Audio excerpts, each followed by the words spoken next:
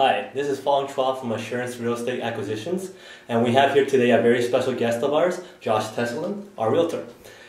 He's here to answer a few questions that we have about real estate and the roles of a realtor and what a realtor can do for your power team. So Josh, could you tell us a little bit about yourself and how and why you became a realtor? Okay. Well, I first started investing in real estate a little over 10 years ago. And when I bought my first property, I had a really great realtor that helped me buy it. And along the way, while we're looking at properties, I started asking more and more about investing in real estate. I wasn't really approaching it to find a place I could live. I was more so, I thought I was a genius. I didn't hear anyone tell me that, you know, there's a really good plan out there to buy properties that cash flow and maybe buy another one and how to do it that way. I kind of thought of it on my own. So I thought, oh boy, you know, I'm so smart. So as I was talking to my realtor, and I was telling him, you know, I'm going to get a house with a basement suite, and I'm going to rent out half, and I'm going to live in part. And he's like, yeah, lots of people do that. And I was like, oh. But I was only like, you know, I was 23 years old, so, you know, I had a lot more living to do.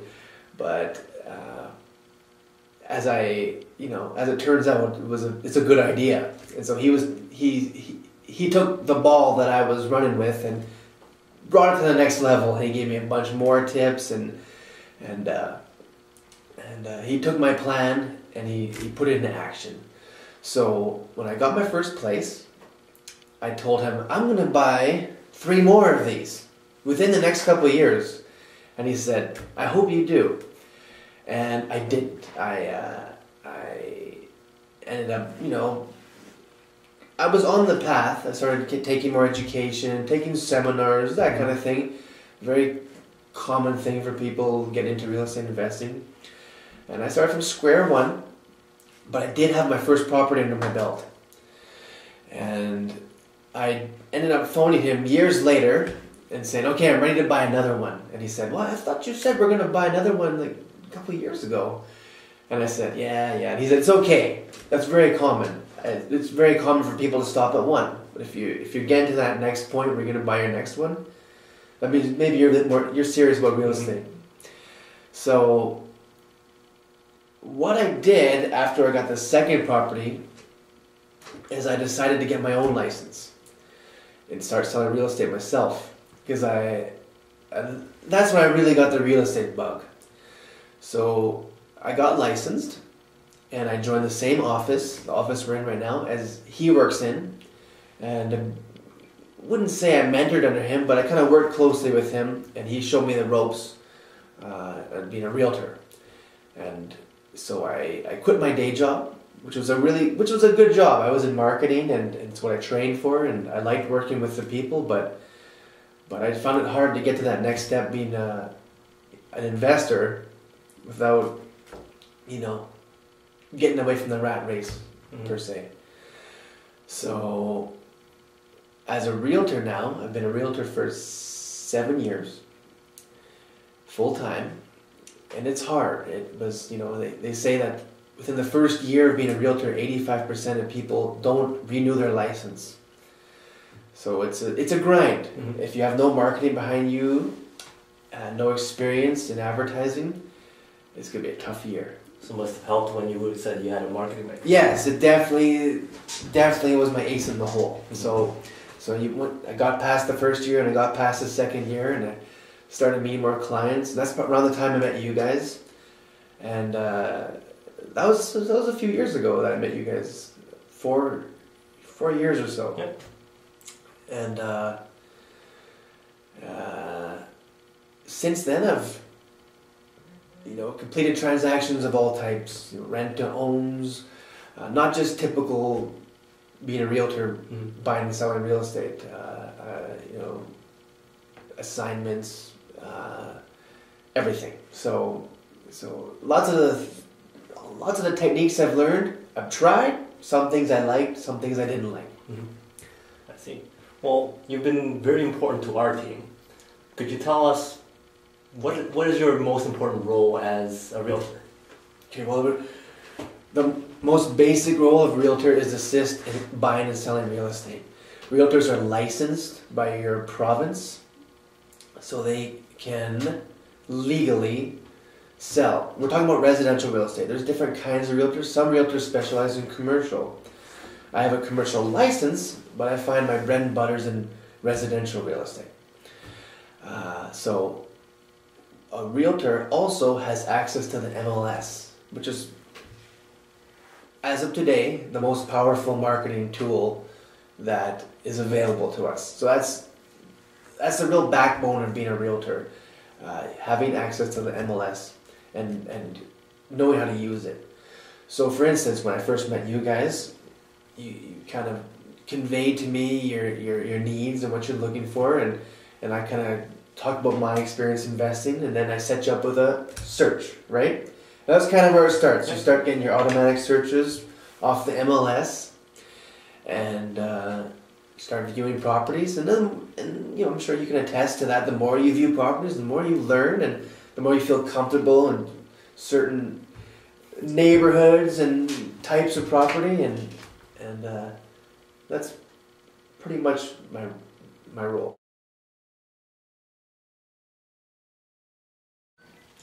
So you mentioned the MLS. What exactly is the MLS? The MLS is a database that's owned by the Canadian Real Estate Association. There's one in the US too, and it's populated by realtors. It used to be a big white book that was printed weekly or monthly in smaller towns, but in bigger cities it's a big book, and it was the key. Like if you didn't have a realtor, if you couldn't get in this book, you weren't selling your home. It's different now. Times have changed, but it's still a very, very powerful tool to have your listing on the MLS.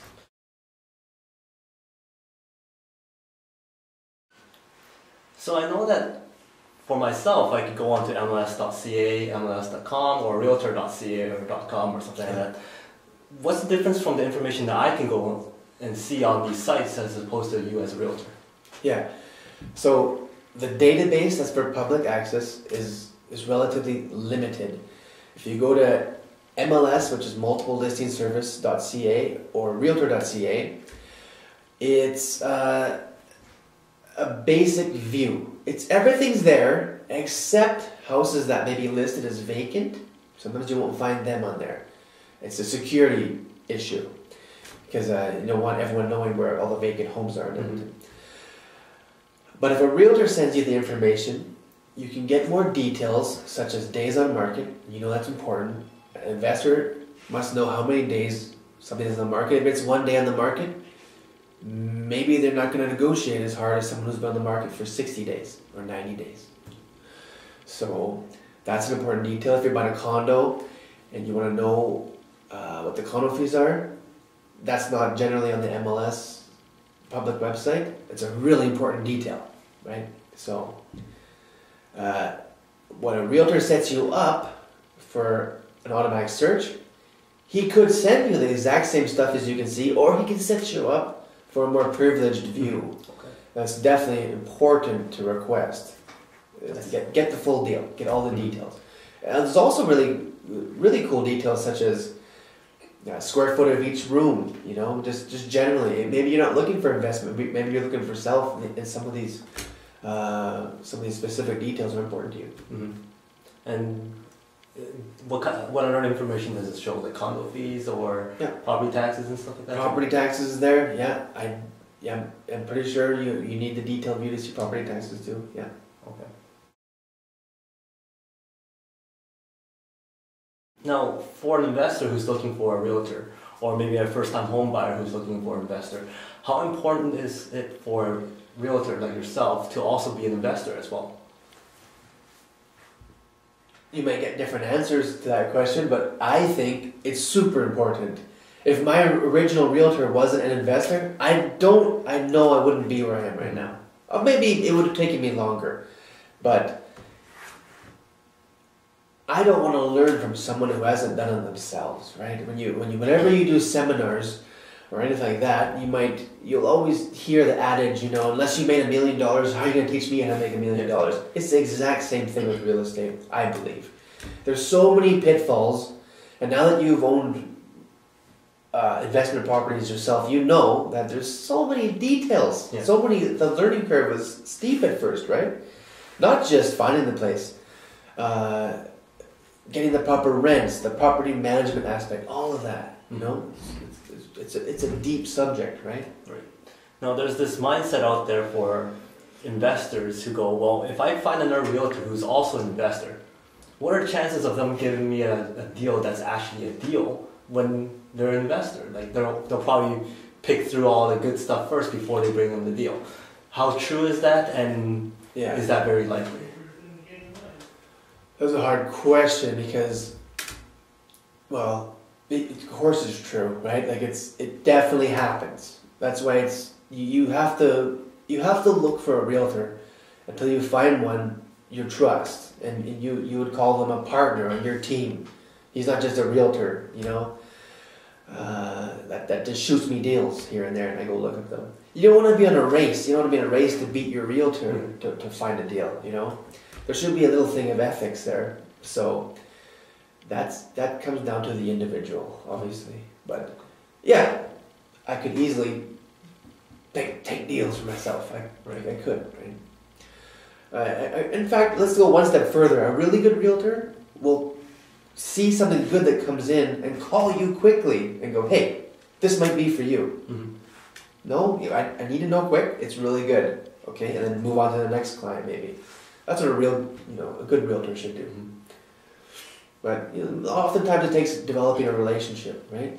So for yourself, when you're approached by a investor or a client, do you usually take on any client or any person, or do you go through a kind of interview process to see if that's the person that you want to work with and see if there's a good relationship to be built there? Depends. And to be really honest again, maybe the only thing I'll interview is their qualifying power. Like, can these people actually buy a house, or are we just looking at houses for fun? Right. That's maybe where I'll draw the line. It's hard to judge someone as an investor client until you really get to know them a bit. You got to take some talking, right?